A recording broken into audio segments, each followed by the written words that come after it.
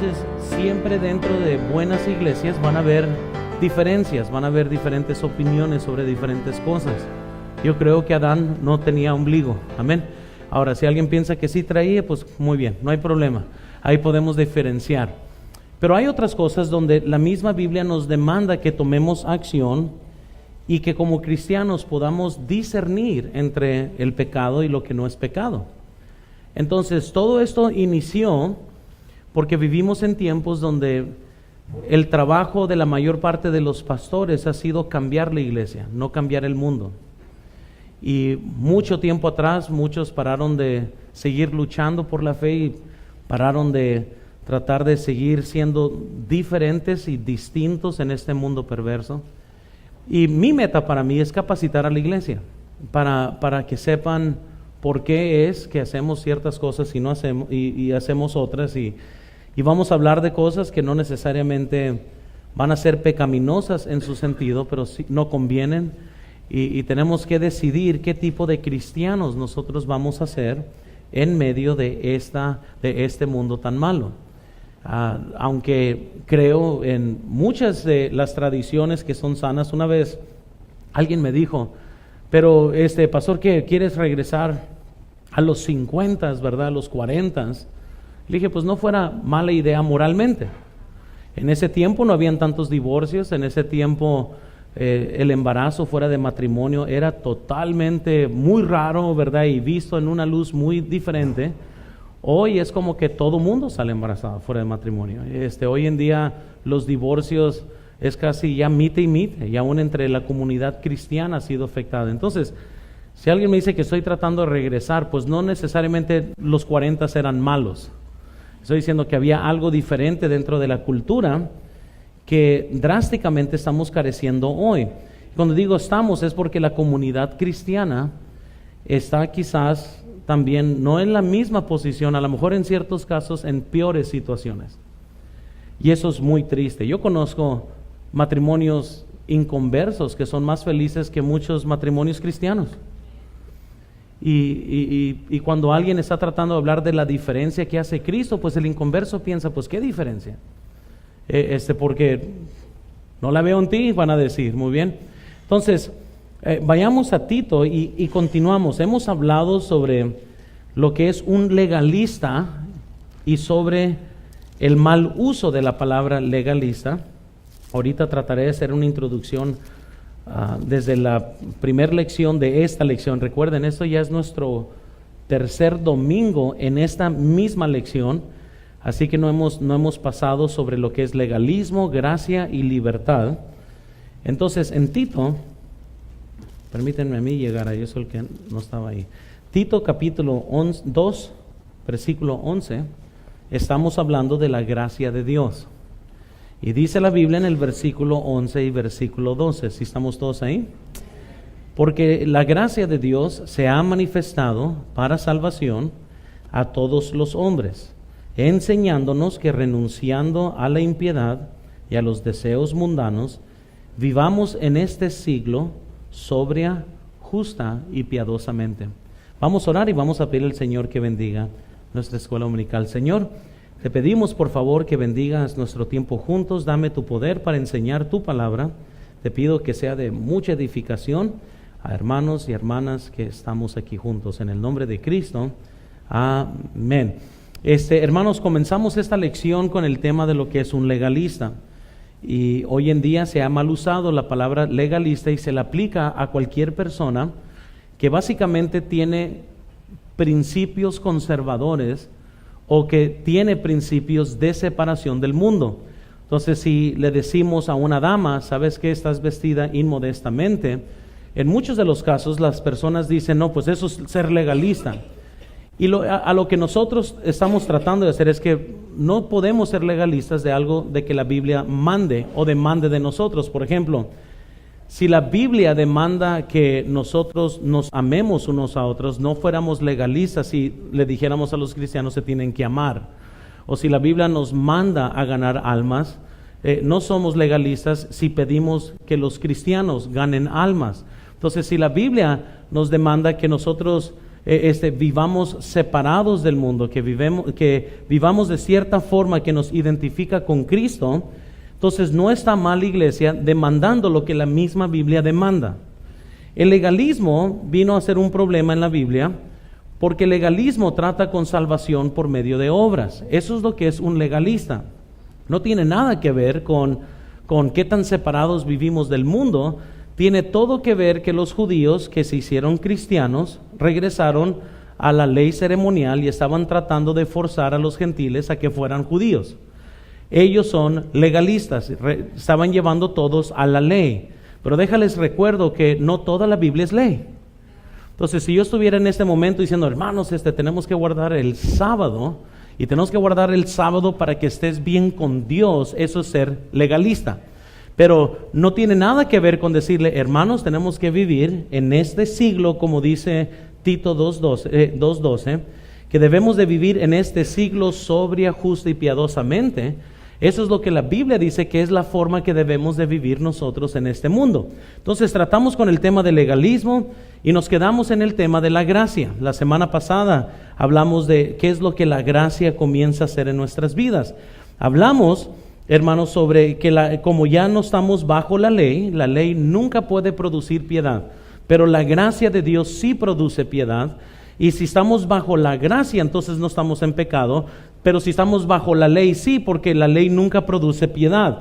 Y eso lo pudimos entender la semana pasada. Si no estuvo, puede verlo allá en YouTube. Entonces, por eso estamos en punto número 3. Si ustedes ven en sus notas, por eso comienza. Sé contar, muy bien. Sé que no es 1, 2 y 3. Estamos en el punto número 3 de nuestra enseñanza sobre la gracia.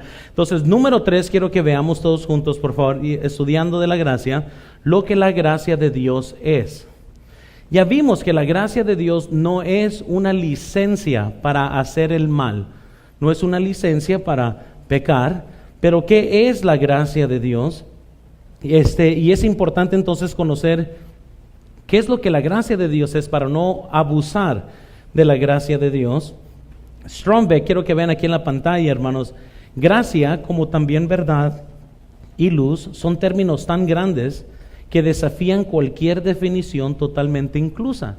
La gracia de Dios es muy amplio concepto, no nomás es el don no merecido, y entendemos que esa es la gracia, pero quiero que continúen viendo aquí en la pantalla, vean, la gracia es inmerecido, abundante provisión de la operación libre del amor infinito de Dios por medio de Jesucristo para el hombre, especialmente en el que depende en Él. En otras palabras, ¿quién beneficia más de la gracia de Dios? Por los creyentes, no los incrédulos.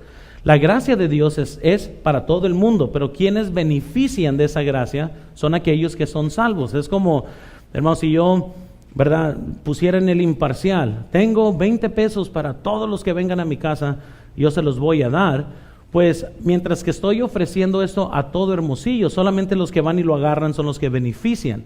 Y en este caso, la gracia de Dios lo ofrece a cada individuo, pero ¿quiénes son los que benefician? Son los que son salvos y son los que la retienen. Pero entonces la gracia sí es el don no merecido, pero también la gracia de Dios es nuestro tutor, nuestro maestro, que nos enseña cómo vivir en este mundo. Entonces, ahora quiero que veamos rápidamente lo que la gracia es. Primero, la gracia es una operación del amor de Dios, porque de tal manera amó Dios al mundo que ha dado a su Hijo unigénito. Ahora, vean ahí, yo se los puse en las notas, pero no está aquí en la pantalla, como Jesús murió por el hombre, todos los que son salvos por gracia. Hebreos 2:9. Los que reciben gracia por gracia, lo hacen de la abundancia de Cristo. Juan 1:16.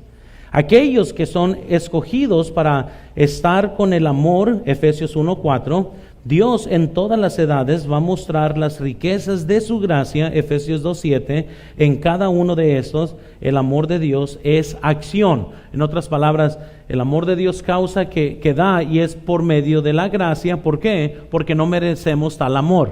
Entonces, ese es el vehículo. Segundo, el amor de Dios es infinito. Ya les doy un pensamiento aquí muy importante. Dios no te puede amar más de lo que ya te ama. Y eso es una bendición, porque no es como que nosotros como cristianos nos encontramos ahorita en una lucha para ganar el amor de Dios. Él ya me ama y más no me puede amar, ya me ama completamente, pero el amor de Dios es totalmente infinito. Dice la Biblia en 1 de Juan 4:16 que Dios es amor. Y como Dios es infinito, también todos sus atributos tienen que ser infinitos. Entonces el amor de Dios es infinito porque la medida de Él, su Hijo primogénito, es infinito. Y hermanos, y este amor es increíble. Ahora, el complacer a Dios y el amor de Dios son dos cosas muy distintas, porque muchas veces puede estar alguien, ¿verdad?, con una cerveza en la mano, todo borracho, y decir, Dios es amor. ¿Y qué tiene que ver eso con su pecado? Nada. Y alguien puede estar en pecado y tratar de decir, pues como Dios me ama, pues qué importa. No, es totalmente al revés. Dios nos ama, pero eso no quiere decir que lo estamos complaciendo o que su favor está en nuestras vidas. Si nosotros vivimos en pecado, su favor no está sobre nosotros. Él nos ama, pero no quiere decir que estamos en la zona de su bendición, en donde Dios exclusivamente nos puede bendecir. Dios bendice fidelidad. De ninguna manera, hermanos, Dios va a bendecir una vida que no está viviendo siguiendo a Dios. Así que no confundan, el hecho que estás en desobediencia y estás en pecado, eso no anula el amor de Dios para ti. Pero no, yo puedo tener a mis hijos y mientras que los amo a todos, ellos saben cuando están en problemas. Amén. Ahora, nunca ellos están en duda si los amo, pero ellos sí saben si están en bien conmigo, porque me están obedeciendo o desobedeciendo. Pues así es el cristiano. No piensen por un segundo que puedes vivir en desobediencia, y claro que Dios te ama, pero eso no quiere decir que tienes el favor de Dios. Nunca confundan esas dos cosas en cuanto a la vida práctica, ¿verdad?, de la vida cristiana. Tercero, la gracia de Dios no es merecida. El hombre no puede contribuir, ¿verdad?, al hecho de cómo fue salvo. Es meramente por la gracia de Dios. Y si es por gracia, ya no es por obras. Romanos 11:6, Romanos 4:4. Así que los que obran no se les puede contar como gracia. Así que tenemos el ejemplo de Abraham sobre cómo una persona es salva. Pero vean aquí en la pantalla, la gracia de Dios siempre actúa primero al favor del hombre antes que actúe por parte de Dios. Y vamos a comprender esto aquí, porque muchos lo van a leer y no están comprendiendo. Véanlo bien, la gracia de Dios siempre actúa primero al favor del hombre antes de actuar por parte de Dios. ¿Qué significa esto? Y ese es un término muy teológico, así que déjales ayuda aquí. Antes que la gracia de Dios actúe por parte de Dios, que produzca piedad, primero tiene que obrar para yo ser salvo. ¿Sí están comprendiendo los dos usos aquí de cómo la gracia de Dios funciona? Entonces, antes que la gracia de Dios me enseñe cómo vivir en este mundo, primero me tiene que llevar a Cristo. Entonces, la gracia de Dios primeramente actúa primero al favor del hombre. ¿Cuál es el favor? De que no merecemos la gracia, Dios me llama que yo sea salvo. Una vez ya salvo, la gracia de Dios comienza entonces a actuar por parte de Dios para enseñarme a mí. Entonces, esa es la forma que Dios comienza a obrar en nuestras vidas. Entonces, cuando éramos enemigos de Dios, la Biblia nos dice en Romanos 5:10 que fuimos reconciliados. Donde el pecado abundó, ahí abundó más que su gracia, Romanos 5:20. Todos estos versículos nos están enseñando cómo la gracia comienza a obrar en la vida de cada individuo. Vean aquí en la pantalla, Strombeck otra vez dice en su libro La disciplina de su gracia: gracia, por lo tanto, no es la mera expresión de lástima o compasión por parte de Dios. No es el poner a un lado de la justicia y pasar por alto los pecados que deben ser castigados. No es una indulgencia por incumplimiento con el pecado que sea repetido. Es el perdón de pecados porque se ha pagado la penalidad completa por otra persona. En otras palabras, el hecho que Dios muestra gracia a su vida no es porque Él dijo, bueno, vamos a agarrar el pecado y vamos a pretender que no existe porque te tengo lástima. No. el pecado del mundo, ¿quién lo cargó? Cristo. Si fuera por medio de lástima o todo ese tipo de cosas, entonces Cristo no hubiera muerto. Pero como Dios es justo, Él tuvo que poner a alguien que pagara el precio del pecado. Así funciona Dios. Ahora, y cuando nosotros comprendemos entonces que Cristo colgó en la cruz, literalmente, hermanos, en mi lugar, en su lugar. No merecíamos esto. No es como que Dios nomás dio por alto eso. No, dijo Dios, alguien tiene que pagar el pecado y se lo puso sobre Jesucristo y Él colgó en la cruz por nosotros. Entonces, pero hermanos, donde abundó el pecado, ahí abundó más la gracia por el Señor Jesucristo. Pero ahora, cuarto, hermanos, la gracia de Dios es para todo hombre, especialmente los que creen, para los que creen. Y veamos otra vez ahí Tito capítulo 2. Estamos ahí, noten versículo 11 ahora. Tito 2:11 dice: porque la gracia de Dios se ha manifestado para salvación ¿a cuántos hombres? A todos los hombres, enseñándonos que renunciando a la impiedad y a los deseos mundanos, vivamos en este siglo sobria, justa y piadosamente. Esto nos lleva entonces al cuarto punto aquí, sobre la gracia de Dios. Note el número 4, lo que la gracia de Dios enseña. Y la gracia de Dios enseña. Ya aprendemos lo que no es la gracia de Dios, aprendemos lo que sí es la gracia de Dios, pero ahora tenemos que aprender qué es lo que la gracia de Dios enseña.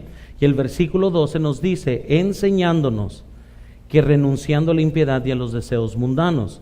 La Biblia nos dice, 2 de Pedro 3:18, ¿sí estamos todos ahí en sus notas? Antes bien crecer ¿en qué? En la gracia, no dice grasa, amén. Ayer crecimos en la grasa, los líderes, estamos comiendo, pero no dice gracia. Y ahora, quiero que piensen conmigo en esto.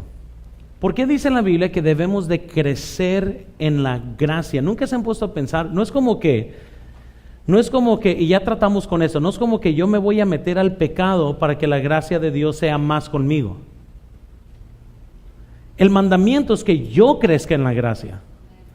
Pero uno podría pensar, pero ¿cómo crecemos en algo que no merecemos? Porque la gracia de Dios no es merecido, es el don no merecido. Y uno podría pensar, pues la única forma que exista más gracia de Dios es que yo me ponga en una situación donde necesite más condenación para que su gracia abunde más. No, eso estaría totalmente incorrecto. Nosotros tenemos que crecer en la gracia. ¿Por qué? Porque la misma gracia nos enseña. Entonces, la gracia, cuando comienza a crecer en nuestras vidas, va a producir una vida más santa, no una vida más mundana. No es como que vamos a parecernos más al mundo ahora. Y yo entiendo, hermanos, vivimos en tiempos ahorita donde vamos a tener más lucha con jóvenes segunda generación que jóvenes recién salvos. Y la mayor parte de los jóvenes que van a luchar, van a ser los que crecen en hogares cristianos o con cierto conocimiento. ¿Por qué? Porque hay algo del mundo que los seduce. Yo fui salvo a los 16 años, ya les digo, no es como que batallé mucho diferenciar entre el mundo y una vida cristiana, no fue mucha batalla. A mí cuando me trataban de enseñar del bien y el mal, no era como que yo estaba en mi casa pensando, bueno, ¿y qué tiene de bueno o de malo esto, lo otro? Pero hoy en día, como hay tanta enseñanza errónea, que comienza a enseñar que la gracia de Dios no produce nada más que una vida mundana o como una licencia para pecar. Pero la Biblia nos dice totalmente lo contrario, que es la gracia de Dios que nos enseña a renunciar al mundo, no nos enseña a abrazar el mundo. Entonces, quiero que vayan conmigo a Hebreos capítulo 12, no pierdan aquí Tito, porque es importante la palabra enseñándonos. Quiero que la vean de otra forma.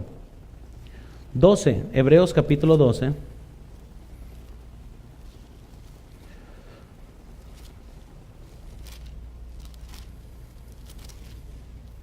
¿Estamos ahí? Quiero que noten el versículo 6. ¿Estamos ahí? Porque el Señor al que ama, esa palabra disciplina es la misma palabra griega que se usó en Tito, capítulo 2:13, enseñar. En otras palabras, porque el Señor al que ama enseña, disciplina. Quiero que vean otro versículo 7. Si soportaréis la enseñanza, disciplina, Dios os trata como hijos, porque ¿qué hijo es aquel a quien el Padre no disciplina? ¿Verdad? Ahora, vean el versículo 10 ahora. Y aquellos ciertamente por pocos días nos ¿qué? La misma palabra que significa enseñaban. Dice, como ellos les parecía, pero para lo que nos es provechoso, para que participemos de su santidad. Comprendamos el concepto aquí, hermanos. La gracia de Dios nos disciplina, nos hace castos, nos entrena, así como un padre, así como Dios disciplina a su hijo, así como un padre cuando yo he tratado con mis hijos y los disciplino, en esencia los estoy enseñando. ¿Qué es lo que la palabra nos está diciendo? Cada vez que yo corrijo a uno de mis hijos, les estoy enseñando entre lo correcto y lo malo, los estoy disciplinando en un caminar. Vean aquí, hermanos, la gracia de Dios nos disciplina, la gracia de Dios nos enseña, nos disciplina a renunciar los deseos mundanos, por lo cual, vean aquí en la pantalla entonces, cuando la gracia de Dios, hermanos, enseña, hace mucho más que solo impartir información, sino que enseña en la forma que padres sabios disciplinan a sus hijos. Por eso es la palabra enseña, disciplina, se ha usado intercambiablemente en las Escrituras, porque ambas cosas son ciertas. Entonces, la gracia de Dios, quiero que vean en sus notas, nos enseña primero a renunciar la impiedad. Ahora, yo sé que cuando uno piensa en la palabra impiedad, la mayor parte están pensando, ¿verdad? Ateos, malévolos, mujeriegos, ¿verdad? Ellos son malos, ¿verdad? Impíos. Pero quiero que noten algo bien interesante sobre esta palabra, porque para poder ver la naturaleza verdadera de la gracia, tenemos que comprender qué significa, y se los puse, según yo, en sus notas, hermanos. La palabra impiedad es definida como no tener consideración a Dios. Conozco mucho cristiano impío. Lo que pasa es que nosotros estamos entrenados a pensar, ¿sabes quiénes son los impíos? Las prostitutas son las impías. Los mujeriegos son los impíos. Los drogadictos son los impíos. Pero Dios no define impiedad así. Impiedad, la Biblia lo define como alguien que no considera a Dios. Hay mucho impío aquí. Si uno piensa siempre, no, nos fascina tirar la piedra a lo peor que podemos pensar, pero no es así. La palabra impiedad significa no tener en consideración a Dios. Y muchos podrán decir, yo no soy impío, pero ¿cuántas veces no consideras a Dios? Y el no considerar a Dios, dice la Biblia, eso es impiedad. Eso no es lo correcto. Incluso vean aquí en Oseas 13:6. Quiero que vean Oseas 13:6. Dice, en sus pastos se saciaron y repletos se ensoberbeció su corazón. Por esta causa, ¿sé qué? Eso es impiedad. Olvidamos de Dios, no consideramos a Dios. En sí, Adán y Eva fueron los primeros que no consideraron a Dios cuando pecaron. Ellos se metieron en ese problema. Vean Romanos 1:21. Pues habiendo conocido a Dios, ¿no qué? ¿Cómo a Dios? Ni le dieron gracias, sino que se envanecieron en sus razonamientos, y en su necio corazón fue entenebrecido, profesando ser sabios, se hicieron ¿qué? Necios. Pero ¿cuál fue el error de ellos? Que habiendo conocido a Dios, noten aquí, no le dieron gracias. De todas las cosas que pudo haber mencionado la Biblia, una actitud ingrata es parte de ser impíos, porque no están considerando a Dios. Entonces la Biblia nos dice entonces que la gracia de Dios nos enseña a cómo vivir, a renunciar la impiedad. Hermanos, a renunciar el no considerar a Dios. Las cuestiones de música, el cine, la mundanidad, hermanos, ir a antros, ir a fiestas, actuar como mundano, no tiene nada tanto que ver con las acciones, tanto que tiene que ver ahorita con el no considerar a Dios. Porque muchos están pensando, Dios me trajo a este mundo para divertirme. No, Dios no te trajo en este mundo para eso. Eso es lo que el mundo te quiere enseñar, que no consideres a Dios. Y muchos están pues es que es bien divertido. Oye, a lo mejor jugar a la ruleta también es bien divertido. Estamos entre diversión y considerar a Dios. Y van a ver que si consideras a Dios, mucho de lo que ves como divertido se comienza a disminuir en no tantas cosas. Cuando consideras a Dios. Las acciones impías entonces es cuando no consideramos a Dios. Vean, hermanos, aquí en la pantalla, la gracia de Dios nos enseña a todos quienes gracia han recibido nueva vida, es de que una naturaleza divina nieguen toda impiedad, es decir, que neguemos el no considerar a Dios. Eso es la impiedad. Bueno, segundo, la gracia de Dios, conforme a Tito 2:13, nos enseña a renunciar deseos mundanos. Ahora, deseos, hermanos, y se llama que se los puse en sus notas, se refiere a codiciar.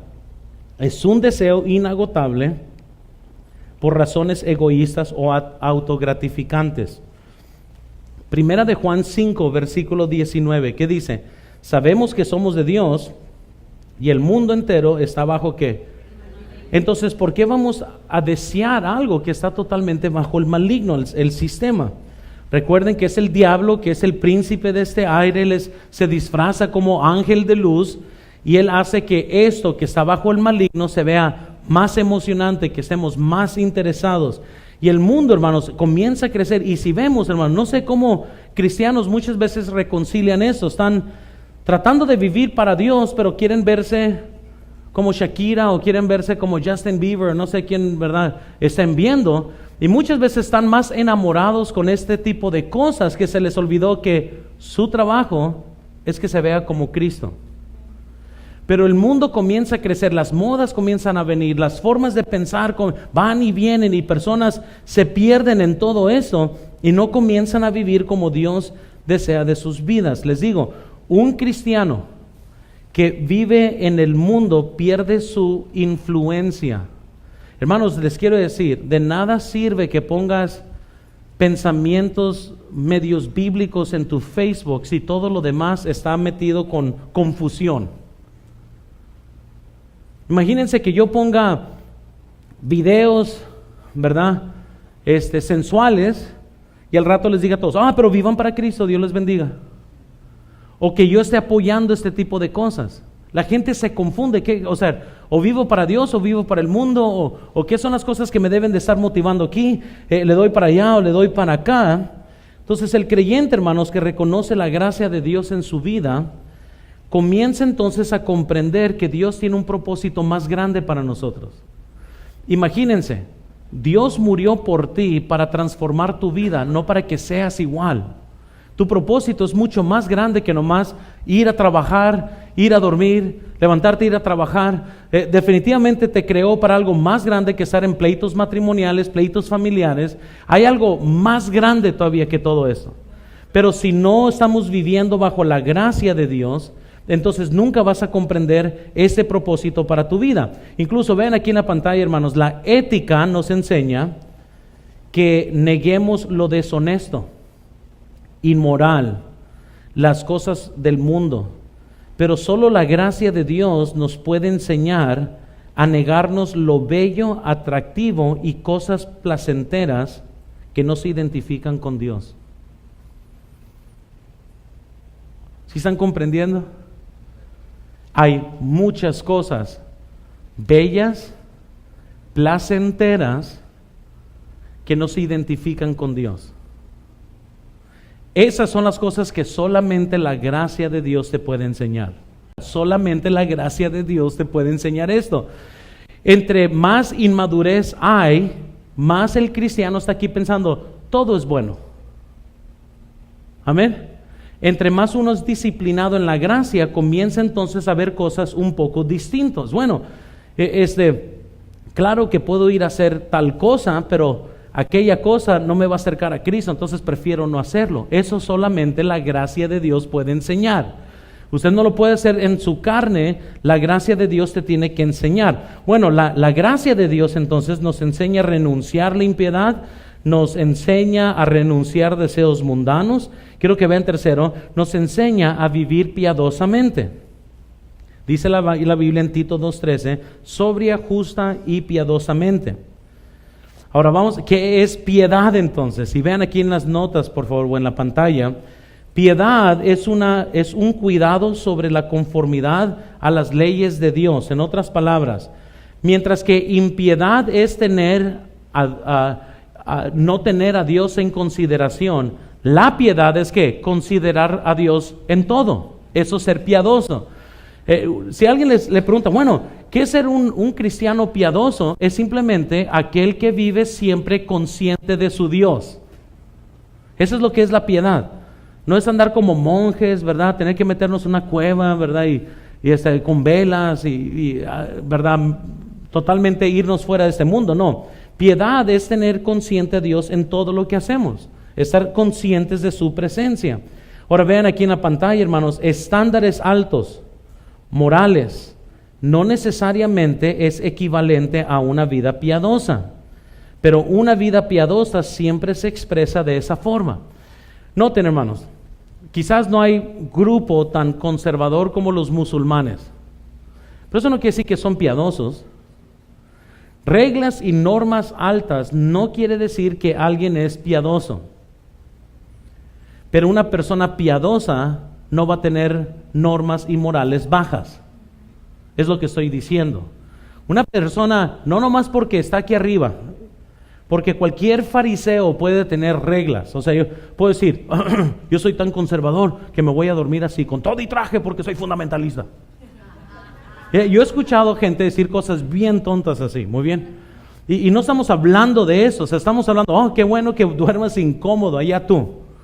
A mí me gusta dormir cómodo, amén. No te voy a decir lo que me pongo para dormir, pero me gusta dormir cómodo. Pero les quiero decir, hermanos, no se trata de eso, no es porque alguien esté todo encorbatado, quiere decir que es un hombre santo. Hermanos, hay serios problemas, hay gente que se ve que está bien y está mal. Todos entendemos esto. Pero lo que yo estoy diciendo es que cuando estás bien de corazón, tu vida también lo va a reflejar. No puedes separar lo que haces con quién eres. El diablo te va a tratar de separar estas dos cosas. No. Si tu corazón está mal, tus acciones van a estar mal. De la abundancia del corazón, habla la boca, dice la Biblia. Del buen tesoro del corazón del hombre, dice, salen las cosas buenas, y del mal corazón salen las cosas malas. No podemos separar quién eres con qué haces. Si mientes, ¿eres qué? Mentiroso. Ahora, esa mentira ya estaba en tu corazón, porque de la abundancia del corazón habla la boca. Entonces, todo lo malo sale de nuestro corazón, hermanos. Alguien que dice, pues no sé de dónde salió eso, y dile, sí, yo sí sé. Amén. Salió de lo más profundo de tu corazón, de ahí salió. Entonces, y no estamos, hermanos, y quiero que vean, sinceramente, tenemos que comprender esto. El hecho que yo use corbata y use traje, eso no me hace santo. Pero es mi deseo de estar bien con Dios que me guía a tratar de hacer mi mejor para Dios. Creo que sería el rebajar el púlpito si yo llegara en shorts y guarachis y pues vamos a hablar hoy de Dios y qué onda, y ¿saben qué? Y en lugar de dar la apariencia que estamos tratando de vivir en serio para Dios, estamos dando la apariencia como que somos una iglesia de la cultura. Amén. No vamos a salir todos aquí a tatuarnos Iglesia Bautista Hermosillo y cosas así. Hay una iglesia que como actividad salieron todos a tatuarse las iniciales de la iglesia. Eso se me hace de lo más mundano. Pobre pastor, cuando él muera, porque no estamos aquí para infiltrarnos nomás en cuanto al mundo. Ya hay personas que se emocionan, ya hay muchos cristianos se están tatuando. ¿Por qué? Porque los pastores tratan estas cosas como que, pues bueno, pues es tu cuerpo, haz lo que tú quieras con él. No, espérenme, no es tu cuerpo. Dice la Biblia que somos templo del Espíritu Santo. Amén. Ahora, yo tengo una mansión. Usted quiere tener un templo, está bien. Amén. Ya les digo una cosa, no puedo decidir porque dice la Biblia que Él quiere el cuerpo que sea santo. El cuerpo. Y desde que usted decidió creer en Dios, perdiste libertad de tu cuerpo. Tenemos que considerar a Dios qué hacemos con nuestro cuerpo. Porque el cuerpo tiene que ser presentado a Dios como sacrificio vivo. Ya no es mío para yo hacer lo que yo quiera, tengo que considerarlo a Él, hermanos. Entonces, una vida piadosa es una vida que vive totalmente dependiendo de Dios. Esto, hermanos, es enseñado en toda la Biblia de diferentes formas. La Biblia nos empuja a que vivamos por fe, por ejemplo, una dependencia total de Dios, porque sin fe es imposible agradar a Dios. El justo por la fe vivirá, Hebreos 10:38, es de lo que no es de fe es pecado. Muy bien, todas estas cosas, hermanos, la Biblia lo dice. Entonces, la oración también, quiero que vean. Sí les puse estos puntos, ¿verdad? La oración es otra forma que la Biblia nos manda que dependamos de Dios. Debemos de orar siempre sin cesar, y no sin César, sin cesar, ¿verdad? Dice la Biblia en 1 Timoteo 2:8, y pido a todos los hombres en todo lugar que oren todo el tiempo. 1 Timoteo 2:8. Entonces, les dejo con esto. Vean aquí en la pantalla, la gracia de Dios no solo se experimenta al ser salvos, sino que también se vive en ella. Crecemos en ella, ella nos enseña. Una pregunta, desde que conoces a Dios, ¿qué tanto has crecido en la gracia?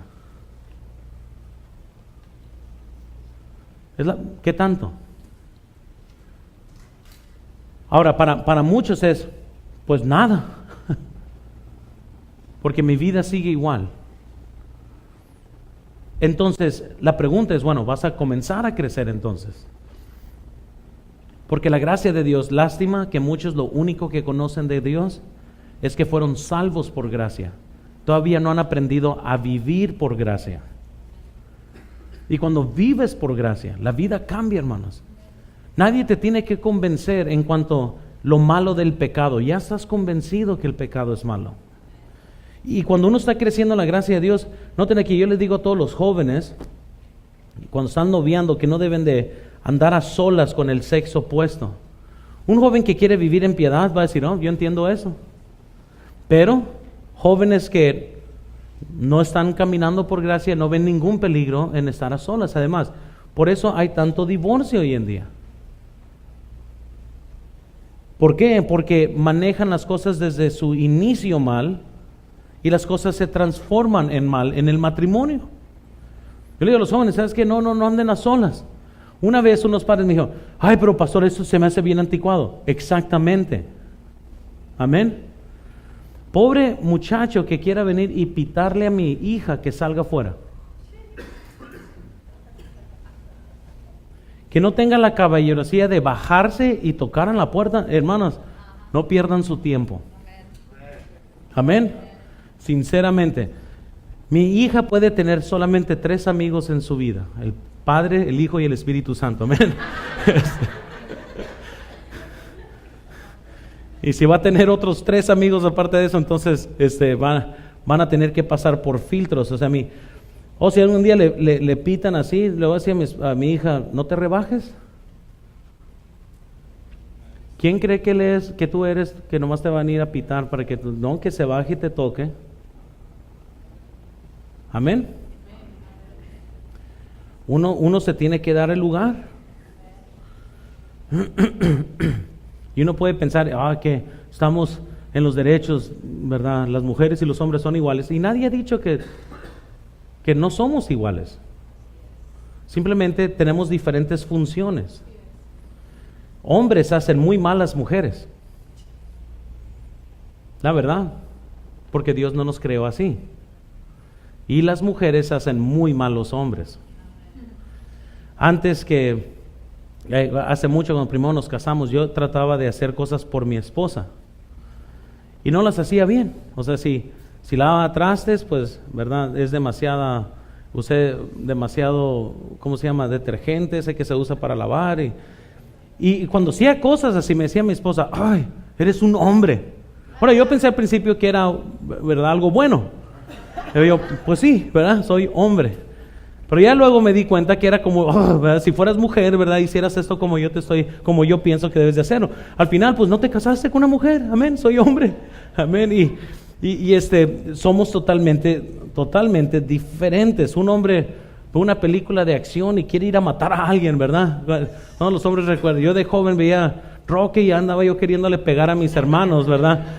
Así somos, y una mujer ve eso y, o sea, ¿verdad? No, somos totalmente diferentes, pero les quiero decir, cuando uno está creciendo, hermanos, en la gracia de Dios, puede detectar, y luego vamos a hablar de noviazgos después, y cómo se inician los noviazgos cristianos. Siempre van a haber noviazgos clandestinos, muy bien, pero a esos noviazgos, lo bueno de todo eso es que yo decido no casarlos. Es bien sencillo. Es que muchos jóvenes piensan que pueden hacer lo que les dé la gana y la riegan o lo que sea, y de repente, pues ya nos queremos. Y yo así, no, Dios te bendiga, te va a casar Edgar, yo no te voy a casar. La verdad, ahorita se lo estoy diciendo. Y se ríe Edgar, le dije, tú vas a casar a todos los que yo no quiera casar. ¿Por qué? Porque quiero ser de bendición a los jóvenes que hacen las cosas bien. Quiero darles algo que puedan ellos tratar de lograr. Y han visto mucho, ¿sabes qué? No, yo quiero que jóvenes hagan las cosas bien. Y que tengan esta meta de consagrarse para Dios. Ahora, no quiere decir que no vamos a tratar de ayudar a personas que vienen de afuera, no malentiendan. Pero yo estoy hablando a jóvenes cristianos que se hacen cristianos chuecos, que hacen las cosas mal. Yo quiero decirles a todos los jóvenes, cuando yo les digo a los jóvenes, siempre deben de salir con chaperones. Un chaperón, para los que no saben lo que es una persona tercera, que siempre esté ahí. Padres, nunca pongan a niños que sean chaperones. Niños hacen muy malos chaperones. Niños pueden ser comprados con dulces y con dinero. Toma, aquí es esto, vete para allá, ¿verdad? Y ahí va el niño, ¿verdad? Inmaduro para allá. Y alguien puede decir, pastor, pero que no confías, ¿no? Y usted sabe que no se debe confiar. Muchas veces estoy hablando de estos temas y, ¿verdad? Y yo, por favor, ¿verdad? Una vez una hermana salió embarazada y sale otra persona, ¿cómo? Y yo, ¿a poco no sabes? ¿Verdad? ¿Cómo pasó esto? ¿A poco no sabes cómo sucedió esto? Y saben que la gracia de Dios nos ayuda entonces otra vez a comprender que mientras que un novio y una novia pueden estar juntos sin pecar, la gracia de Dios nos enseña que estamos muy cerca de las garras del infierno. ¿Y qué hace una persona creciendo en la gracia? Y dice, no, ¿sabes qué? Quiero ser más sabio con mi vida. Eso es la gracia de Dios obrando en cada individuo. ¿Por qué? Porque si no, lo que hace uno es, ¿saben qué? La verdad, yo tengo mucho cuidado, aún mi esposa sabe. Hace tiempo atrás había una joven de nuestra iglesia que me mandó un mensaje así como si yo fuera otro joven de la iglesia. ¿Y qué hiciste, pastor? Le mandó un mensaje. No me mandes mensajes así. Si necesitas algo, mándame mensaje. ¿Por qué? Porque yo tomo muy en serio esto. Yo no me voy a poner a platicar con una hermana de la iglesia nomás a platicar. Pero que no confíes en ti, no. El que piensa estar firme, dice la Biblia, mire que no caiga. Simplemente amo demasiado a mi esposa y no quiero andar de loco. Hay algo de poder ver a mis hijos en los ojos y mantener integridad. Entonces yo cuido eso con mis hijos. Ahora, no es como que yo estoy pensando, ¿cómo quisiera hablar, verdad, con todas las mujeres de Hermosillo? Pero no puedo porque no quiero. ¿Sabe qué? No tengo ese problema. La gracia de Dios ayuda en estas cosas. Entonces, una vez una persona interesada en venir a la iglesia me había invitado, que quería conocer, era un hombre de negocios, y me había citado a un bar. Le dije, no, vamos a otro lugar mejor, ¿verdad? Donde pudimos hablar bien. No se me hizo adecuado el lugar donde quería ir a tomarse una soda conmigo. Ahora, sinceramente yo sé que yo pudiera entrar, no iba a tomar nada, yo sé, no tengo esa debilidad, pero no quiero ser tropiezo. Ahora, ese hermano sigue en la iglesia, está aquí, pero yo le tuve que decir, hermano, mejor vamos a otro lugar. Ese lugar no sé. Y hermanos, uno tiene que tener cuidado. ¿Por qué? Porque la gracia de Dios nos enseña a cómo renunciar los deseos mundanos. Nos enseña cómo vivir justa y piadosamente. Es la gracia de Dios que hace la diferencia. La otra semana, ahora sí, van a escuchar mucha controversia. Vamos a hablar sobre la libertad. ¿Qué tanta libertad tenemos como cristianos? Si quieres ahora sí escuchar, vea cosas incómodas, vengan el otro domingo. Usted está diciendo, yo estoy incómodo ahorita. No, venga la otra semana, van a aprender sobre la libertad cristiana. Vamos a orar y nos vamos a despedir de la escuela dominical. Señor, te damos gracias una vez más por tu palabra. Gracias, Señor, que podemos aprender